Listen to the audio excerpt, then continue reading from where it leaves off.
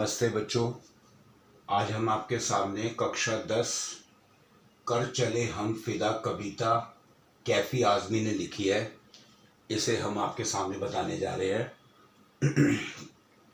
कर चले हम फिदा कैफी आज़मी ने 1962 में जब चीन ने भारत पर आक्रमण किया था, उसकी पृष्ठभूमि में उस हकीकत फिल्म का गाना कैफी आज़मी ने कर चले हम फिदा लिखा था। चीन ने उत्तर पूर्वी क्षेत्र, एक हमारा राज्य है अरुणाचल प्रदेश, वहाँ से भारत में घुसने की कोशिश की थी, लेकिन भारत के सैनिकों ने, भारत के जवानों ने मुंह तोड़ जवाब दिया और चीन को पीछे भागना पड़ा। तो ये उसी 1962 की के आक्रमण की एक कविता है। कर चले हम फिदा जानो तन साथियों, अब तुम्हारे हवाले वतन साथियों। सैनिक को गोली लगी है, वो अपने पिछले सैनिकों को कहता है कर चले हम फिदा जानो तन साथियों, कि ये साथियों हम अपने आप को कुर्बान कर चले हैं और अब तुम्हारे हवाले वतन साथियों, ये वतन अब देश तुम्हारे हवाले है, क्योंकि उसे गोली लगी है, वो घायल है। सांस थमती गई, नब्ज जमती गई, उस मरते हुए सैनिक की सांस रुक रही है, नब्ज में जो रक्त का संचार है वो रुक रहा है। फिर भी बढ़ते कदम को न रुकने दिया, लेकिन उसने बढ़ते हुए कदमों को रोका नहीं। घायल होकर भी, गोलियां लगने के बावजूद भी वो दुश्मन का सामना कर रहा है। कट गए सर हमारे तो कुछ गम नहीं, सर हिमालय का हमने न झुकने दिया। कट गए सर हमारे, हमारे सर कट जाएं, हमें कुछ भी गम नहीं है, हमें कुछ भी फिक्र नहीं है, क्योंकि हमारी जान देश के लिए है। सर हिमालय का हमने न झुकने दिया। यहाँ हिमालय भारत के सम्मान का, भारत के एक ऊंचा होने का प्रतीक है। हिमालय को भारत की शान बताया गया है। तो वो मरता हुआ सैनिक ये कह रहा है कि हमने हिमालय का सर झुकने नहीं दिया। मरते मरते रहा बांकपन साथियों, अब तुम्हारे हवाले वतन साथियों। मरते मरते भी उसके अंदर बांकपन है, अपनी मूंछों पर ताव देकर वो अकड़ कर उस दुश्मन सैनिकों का मुकाबला कर रहा है।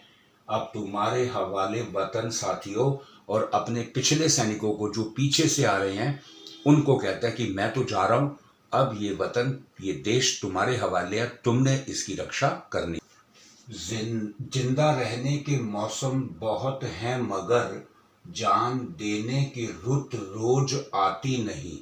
वो मरता हुआ सैनिक जो घायल है, वो अपने पीछे के साथियों को, पीछे के फौजी जवानों को कहता है कि जिंदा रहने के मौसम बहुत हैं, जान देने की रुत, जान देने के अवसर, जान देने का जो मौका है वो रोज नहीं आता। आज हमें अपने देश की रक्षा करनी है, अपने भारत माता की रक्षा करनी है, तो जान देने का मौसम, जान देने का अवसर रोज नहीं आता। हुस्न और इश्क दोनों को रुसवा करे, रुसवा मतलब बदनाम करे। जो व्यक्ति अपने सौंदर्य और प्रेम, यानी अपने हुस्न और इश्क दोनों को रुसवा करे, बदनाम करे, कि हम ये कहते हैं कि हम बहुत खूबसूरत हैं, हमें इस चीज़ से प्रेम है। अरे प्रेम तो भारत माँ से, अपनी धरती से करना है।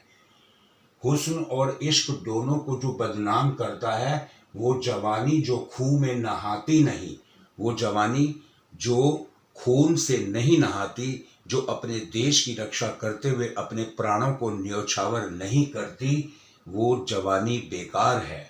आज धरती बनी है दुल्हन साथियों, ये विदेशी दुश्मन चीन हमारी भारत रूपी दुल्हन, दुल्हन को भारत का प्रतीक माना गया है। हमें अपनी भारत रूपी दुल्हन की मांग खुद अपने खून से भरनी है। विदेशी ताकत इस पर अपना पैर नहीं जमा सकता। अब तुम्हारे हवाले वतन साथियों, और अपने पीछे के सैनिकों को वो घायल सैनिक कहता है कि मैं तो जा रहा हूं, अब ये वतन तुम्हारे हवाले है, तुम्ही ने इसकी रक्षा करनी है और दुश्मन को मुंह तोड़ जवाब देना है। खींच दो अपने खून से जमीन पर लकीर, वो घायल सैनिक ये कहना चाहता है कि जमीन पर अपने खून से, अपने रक्त से लकीर खींच दो, इस तरफ आने पाए न रावण कोई। रावण मतलब दुश्मन। चीन का कोई भी सैनिक हमारे भारत की सीमा रेखा के अंदर नहीं आना चाहिए। इस तरफ आने पाए न रावण कोई, कोई भी दुश्मन सैनिक हमारे भारत के अंदर प्रवेश नहीं करना चाहिए। तोड़ दो हाथ अगर हाथ उठने लगे, अगर दुश्मन सैनिक का हाथ हमारे भारत के ऊपर उठने लगे तो उसका हाथ तोड़ दो।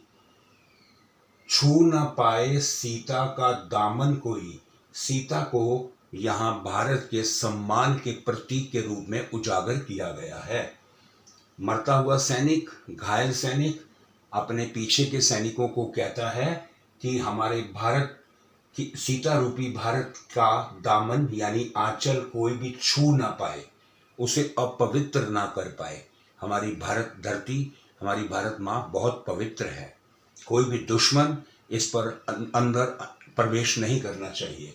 राम भी तुम ही लक्ष्मण साथियों, अपने साथियों को कहता है कि तुम राम भी हो, लक्ष्मण भी हो।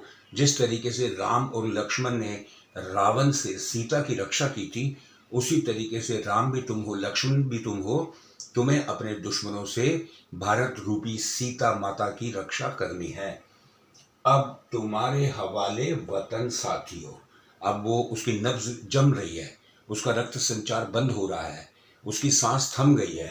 तो सांस थमते थमते भी वो अपने सैनिकों को, अपने पीछे के आने वाले वीर जवानों को यही कहता है कि अब ये वतन तुम्हारे हवाले है साथियों, तुम्ही ने अब इसकी रक्षा करनी है। कर चले हम फिदा कविता के कुछ महत्वपूर्ण प्रश्नों की सूची आपको देने जा रहा हूं। प्रश्न 1, सर हिमालय का हमने न झुकने दिया, इस पंक्ति में हिमालय किस बात का प्रतीक है? इस पंक्ति में हिमालय भारत की शान, मान सम्मान का प्रतीक है। भारतीय जवान बर्फीले वातावरण में, अरुणाचल प्रदेश के उत्तर पूर्वी राज्य में बर्फीले वातावरण में लड़े थे।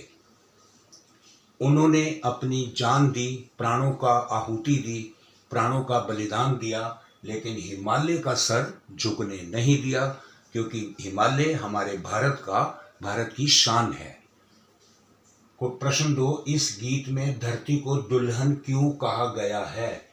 इस गीत में धरती को दुल्हन इसलिए कहा गया है क्योंकि जिस प्रकार हम अपनी दुल्हन को, कोई पराया व्यक्ति अगर नजर रखता है तो हम उसकी आंखें फोड़ देते हैं। हम धरती के साथ भारतीय जवानों का, प्रेमी प्रेमिका का संबंध है। कोई भी सैनिक अपनी भारत माता की रक्षा की के प्रति के ऊपर आंख उठाने वाले को बख्शता नहीं है। इसीलिए भारत माँ की, भारतीय धरती को दुल्हन के रूप में चित्रित किया गया है।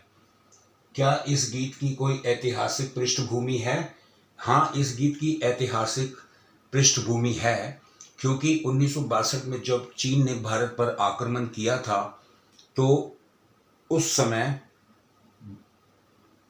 कैफी आजमी ने हकीकत फिल्म के लिए ये गाना लिखा था और चेतन आनंद ने ये फिल्म बनाई थी। तो उस फिल्म की पृष्ठभूमि में ये गाना कैफी आजमी ने कर चले हम फिदा लिखा था। कवि ने साथियों संबोधन का प्रयोग किसके लिए किया है? कवि ने साथियों संबोधन का प्रयोग अपने सैनिक जवानों के लिए और भारतवासियों के लिए किया है। मरता हुआ सैनिक, घायल सैनिक जिसकी नब्ज जम चुकी है, जिसके रक्त का संचार रुक चुका है, वो मरते मरते भी अपने सैनिक साथियों को और भारतवासियों को यही संदेश देना चाहता है कि अब मेरे जाने के बाद देश की रक्षा का भार आप पर है, तुम पर है। 5वां प्रश्न, इस कविता का प्रतिपाद्य स्पष्ट कीजिए। 100 शब्दों में आंसर होना चाहिए इसका। प्रतिपाद्य में आपको इस कविता का मूल भाव, कि किस तरीके से 1962 में चीन ने भारत पर अटैक किया था, भारत पर हमला किया था, वो भारत की भूमि पर अपना कब्जा करना चाहता था। भारतीय जवानों ने उस बर्फीले वातावरण में चीन का मुंह तोड़ जवाब दिया और काफ़ी हमारे भारतीय सैनिक इस युद्ध में मारे गए, लेकिन फिर भी उन्होंने मरते मरते भी देश की रक्षा की और अपने साथियों को भी प्रेरित करते रहे, देशवासियों को भी प्रेरित करते रहे कि अगर कोई भी दुश्मन, कोई भी रावण अगर देश पर आंख उठाए तो उसे नहीं छोड़ना, उसका हाथ तोड़ देना है। प्रश्न 6, इस कविता में सर पर कफन बांधना किस और संकेत करता है? सर पर कफन बांधना एक मुहावरा है, यानी जान हथेली पर लेना।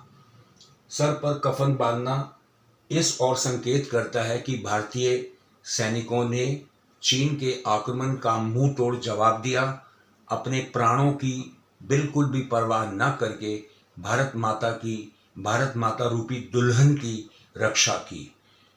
बच्चों, कर चले हम फिदा आपको पाठ आशा करता हूँ कि समझ आ गया होगा। आप इसे फिर भी रीड कीजिएगा, अच्छे से रिवाइज कीजिएगा और अपने परीक्षा की तैयारी, हाफ ईयरली की, सितंबर टेस्ट की, प्री बोर्ड, बोर्ड की तैयारी कीजिएगा और हमारा और भी वीडियोस देखते रहिएगा। आपको अगर वीडियो पसंद आए तो आप लाइक कीजिएगा, शेयर कीजिएगा और सब्सक्राइब कीजिएगा। धन्यवाद।